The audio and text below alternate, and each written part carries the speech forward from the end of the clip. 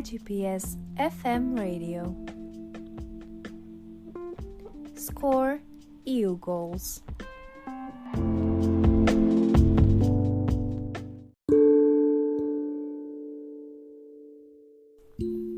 Добар ден, драги слушатели, добре дојдовте на 10-та епизода од нашиот подкаст IGPS FM радио на младите од Европа.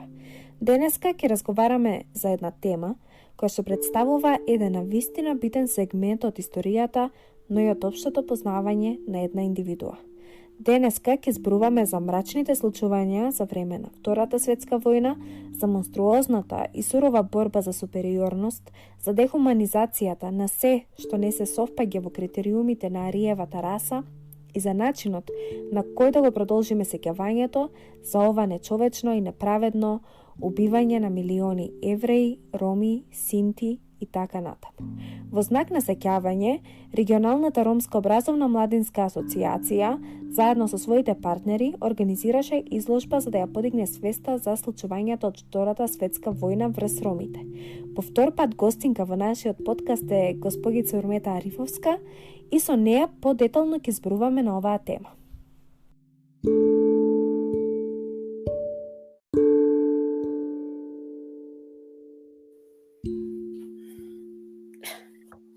Добар ден, Урмета, како си? Добар ден, благодарам на прашањето. Прекрасно. Ти благодарам за гостувањето.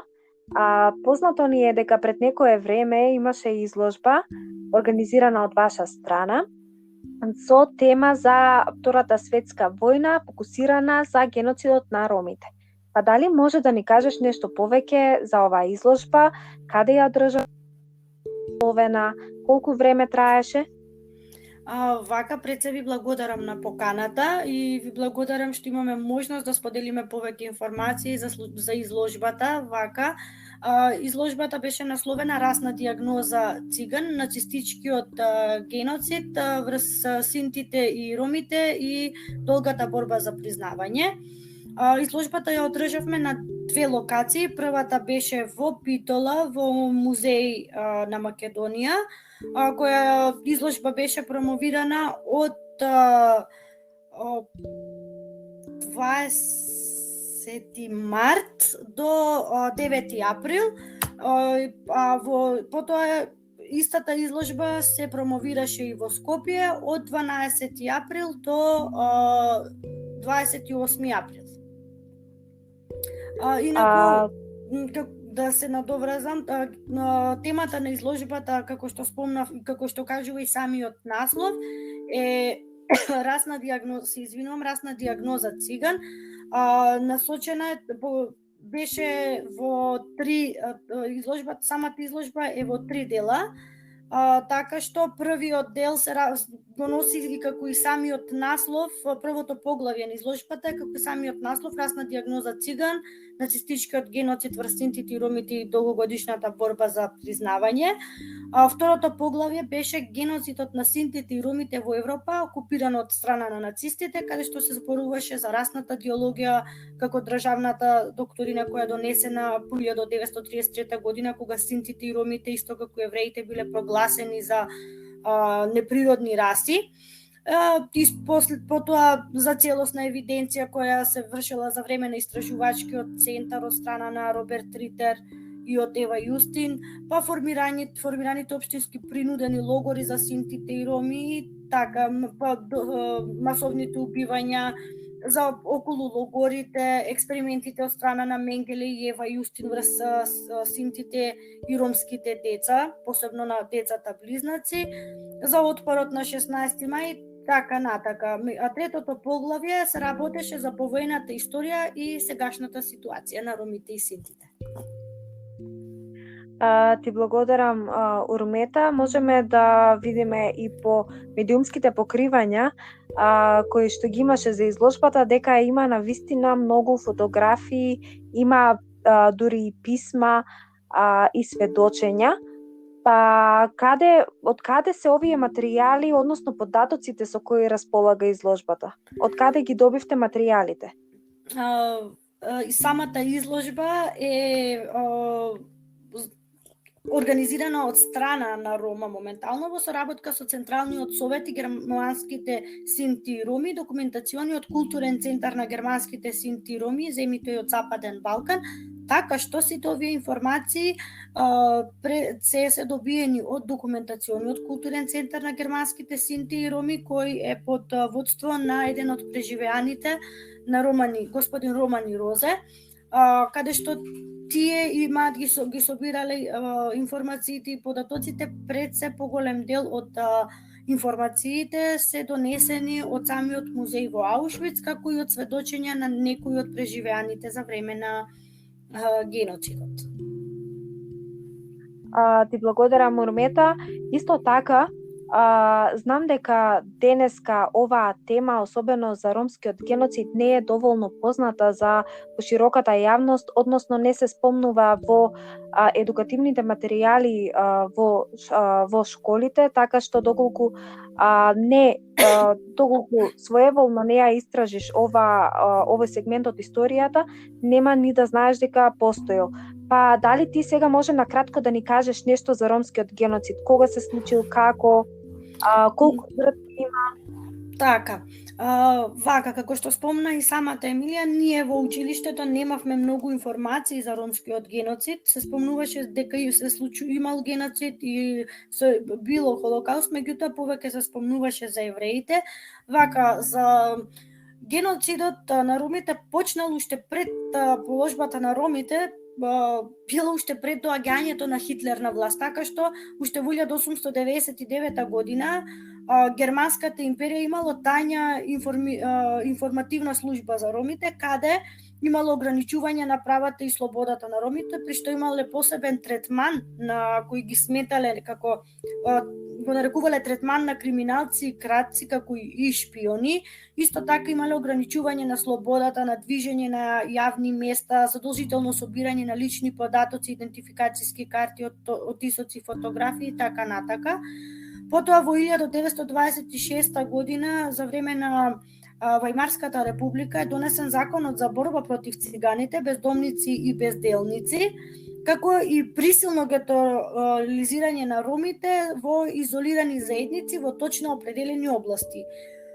Во 1929 година во Хесен е донесен закон за борба против циганската закана.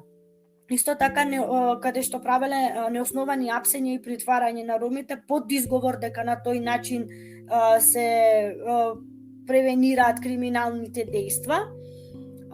Па веќе откако тоа било сето, тоа се случувало пред Хитлер на власт, но по доаѓањето на Хитлер на власт, првите законски репресалии биле донесени во 1933 година, каде што е донесен законот и заштита од опасните постојани криминалци, така што овде продолжило масовно апсење на ромите и нивно поистоветување со како проститутки, просјаци, бездомници, алкохоличари.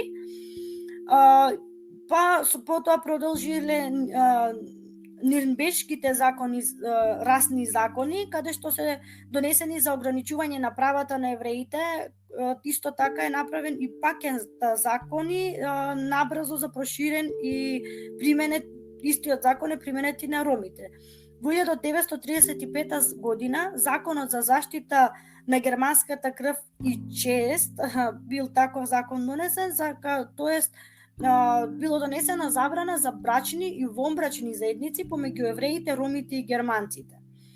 Во 1935 година законот за германските е донесен законот за германското државјанство и во март 1936 година ромите го губат и своето право на глас. Веќе во 1936 година почнало одделот за расна хигиена и популациона биологија, каде што Роберт Ритер и Ева Јустин почнале темелно и обемно истражување за креирање на така нареченото циганско прашање и по нивните теренски истражувања, интервјуа, медицински прегледи, тие заклучиле дека ромите немаат чиста крв и како такви представуваат опасност за германската расна чистота и поради тоа морало да се протераат или да се истребат. Веќе почнуваат прогоните, така што така нареченото нивно, како што спомнав претходно, за циганското прашање, во 1942 година веќе имало наредба за масовни депортации на ромите, така што на 26 февруари 1943 година бил првиот транспорт на ромите во Аушвиц-Биркенау. Во 1943 е било организирање на концентрацијниот цигански семеен камп, каде што за 23.000 роми и бил наменет за 23.000 роми и полуроми и синти во 1944 година целосно уништување на циганскиот семеен камп. Ужасите, исто така животот во кампот им било живеле цели ромски и мешовити семејства, каде ги минувале своите ужаси на концентрацијните кампови, сите заедно, биле принудени на тешка физичка работа, на тортура, на медицински експерименти, дури да не го ни дочекале падот на фашистите. Вака, ромите биле одбележувани со кафеав триаголник, што значело асоцијални, исто така биле означувани со буквата З, и како што зелениот триаголник значел како за криминалци. Значи во првиот план за масовно убивање на ромите било 16 мај, каде што самите жртви или така наречени робови биле направиле самите себе направиле отпор и тогаш било наредба за уништување на циганскиот камп во Аушвиц-Биркенау од страна на 60 ССС војници и така да од над 6.000 мажи и жени и деца биле вооружени со алати, меѓутоа нивните алати биле камења и одбиле да ги напуштат бараките и да заминат во сигурност на смрт во гасните комори на логорите. Меѓутоа, неколку дена подоцна, дел од ромските побуненици биле испратени во други концентрацијни логори или убиени на патот до нив. Значи, меѓутоа не го преживеале, отпорот го преживеале, меѓутоа СС војниците и нацистите не се откажале и на 2 август 1944 година е направен денешниот ден на ромскиот геноцид, каде што ноќта, тоест помеѓу 2 и 3 август биле убиени над 4300 ромски жени, деца, мажи, стари лица и така натака. Самиот ужасите на Аушвиц-Биркенау ги преживеале само 4 роми. Ти благодарам, Урмета, што во кратки црти успеа да ги доловиш сите релевантни сегменти од овој дел на историјата во однос на ромскиот геноцид, но навистина е еден од факторите кои што го предизвикале овој грозоморен чин и антициганизмот. Антициганизам е еден нов термин за една појава која што владае со векови во нашето општество, односно тоа е исто како и антисемитизмот, е форма на расизам насочен кон синтите и ромите. Па дали сметаш дека оваа изложба е еден од начините за да се подигне свеста за антициганизмот и за последиците од истиот? Така, да, Емилија, како што спомна, антициганизмот во последно време е доста позната тема и која сметам дека треба многу повеќе и подетално да се разгледа, така да според информациите што ги има на изложбата, сите посетители, па и секој може да види дека да го препознае антициганизмот според, како што спомнав претходно, од првото поглавје па се до последното поглавје и како заклучок може да донесат да најдат точната дефиниција и сите делови и кои се дел од антициганизмот и сметам дека е доста едукативно. Самата изложба покрај, како што спомнавме, за случувањата за време на Втората светска војна и за мрачните грозни случувања на Хитлер, Исто така може да се забележи антициганизмот и луѓето подетално да почнат да го разгледуваат антициганизмот не само како термин на антициганизам, меѓутоа и да помогне да разбие многу стереотипи и предрасуди, како и дел од дискриминацијата која се има спрема ромите. Се надевам дека го долови вашиот одговор. Да, ти благодарам, Мурмета. За жал, антициганизмот е едно стварно опасно оружје, но исто така и за жал е една од најприфатената форма на расизам во Европа. Тоа има пуштено корени, длабоки корени во Втората светска војна, но затоа денеска на нас ни останува да се сеќаваме и да учиме од лекциите во минатото, да не ги повторуваме. Па за таа цел ние, еве, како и оваа изложба, ги користиме овие настани за да ја подигнеме свеста и да ги прошириме информациите за овие случувања. Но не само преку оваа изложба, туку колку што сум запознаена, има и многу различни активности, иницијативи кои што се посветени на сеќавање за ромскиот геноцид. Па знам дека една од тив е и Дикена Бистер, па дали може да ни кажеш нешто повеќе за тоа како долгогодишен учесник во истата?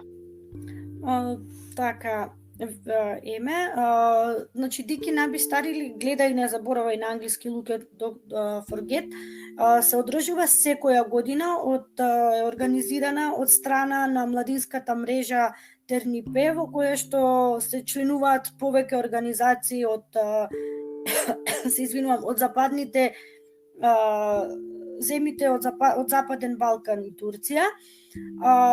Рома е дел од партнерите кои се дел од самата мрежа, така што секоја година им се дава можност на млади роми и нероми од повеќе земји, како и од Македонија, да со предходно препарацијска средба од страна на нас како организација, изберените селектираните учесници, им одржуваме кратка информативна средба за што се случувало, кратки информации за Холокаустот, за геноцидот, за случувањата таму, со што ќе се соочат кога ќе отидат во Аушвиц, и предходно имаат 10-дневни припреми младинска размена, на која што исто така добиваат подетални информации за што е антициганизам, за информации за случувањата што ги спомнав сега за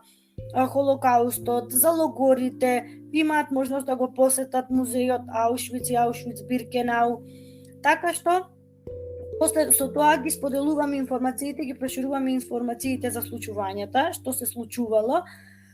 Моментално кај нас во Македонија имаме на нашата веб страна на Рома, може да имаме повик за учесници на Дикена Бистер, каде што ќе имаат можност да бидат селектирани и да го посетат Аушвиц одблизу, да видат што се случувало. Исто така оваа година ќе има учесници од 15 европски земји, така да се надевам дека ќе има доволно апликации. Сакам да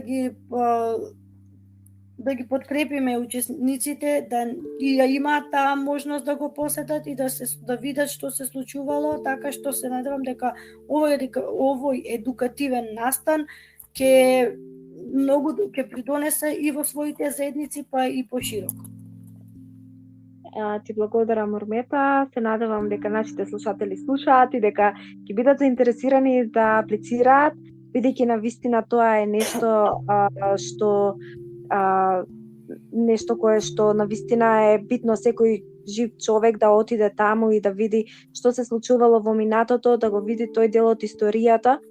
И така се извинувам, Емилија, пред да продолжиме, сакам само да додадам што заборавив. Пред се да биде за учесниците јасно дека сето патувањата кои се случуваат од Македонија во надвор од земјата, значи за во Полска и сите случувања таму, и сместувањето, храната и тоа се бесплатни, така да е пак инспиративно и самите тие дека имаат бесплатна можност да го посетат Аушвиц без да ги плаќаат скапите карти во музејот на Аушвиц. Се извинувам што може да продолжим.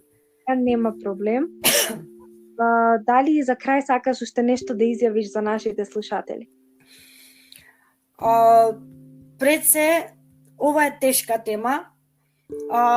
Се надевам дека со изложбата, како промоција на изложбата, ќе имаат младите можност, па и сите без разлика на возрастната група, ќе имаат можност повеќе да истражуваат за ромскиот геноцид, ќе бидат информирани и според случувањата кои се случуваат денес, во денешно време, генерациите многу потешко многу полесно ги прифаќаат овие работи, им се многу понормални. Затоа да не се заборави ова што се случило. Ова може да се случи пак и на многу полош начин и на многу погрозен начин. Затоа пак ќе спомнам, ги поканувам сите кој сака слободно да аплицира на нашиот онлайн повик, за да видат се кога ќе го заминат таму, може би свеста и на нив и ќе имаат можност да подигнат свеста на останатите, за да видат што се случувало во тој период. Зашто, како што спомнав, истото може да ни се случи пак на помодерен начин во денешно време. Благодарам. Така, Румета, ти благодарам на гостувањето пред се, а исто така што ги сподели информациите за нас и се надевам дека во иднина ќе имаме уште многу вакви изложби па и настани за да ја подигнеме свеста за оваа случување од минатото, па и за антициганизмот, и како потсетник да ни служи помеѓу младите и ситуациите на кои што сведочиме денес, да гледаме, да учиме, да не забораваме и да не ги повтараме истите грешки од минатото. Ти благодарам за гостувањето. Ви благодарам и јас. Кога станува збор за Холокаустот, секогаш помислуваме на одреден морничав и мрачен период од Втората светска војна. Помислуваме на нацистите, на наредбите на Хитлер, на масовното истребување на ромите, евреите, на ЛГБТ лицата со хендикеп и политички неистомисленици. Но многу е важно истото да не го заборавиме и да креираме свест и знаење помеѓу нашите врсници за истото. Мораме да се потсетуваме на лошите работи, бесмислените, грозни и мрачни случувања во минатото, затоа што ако не ги препознаваме, истите во нашите општества, тие може да се случат повторно, сега и во иднина. Мора да делуваме во сегашноста, влечејќи лекции од минатото, за да обезбедиме сигурна иднина за сите нас како човештво.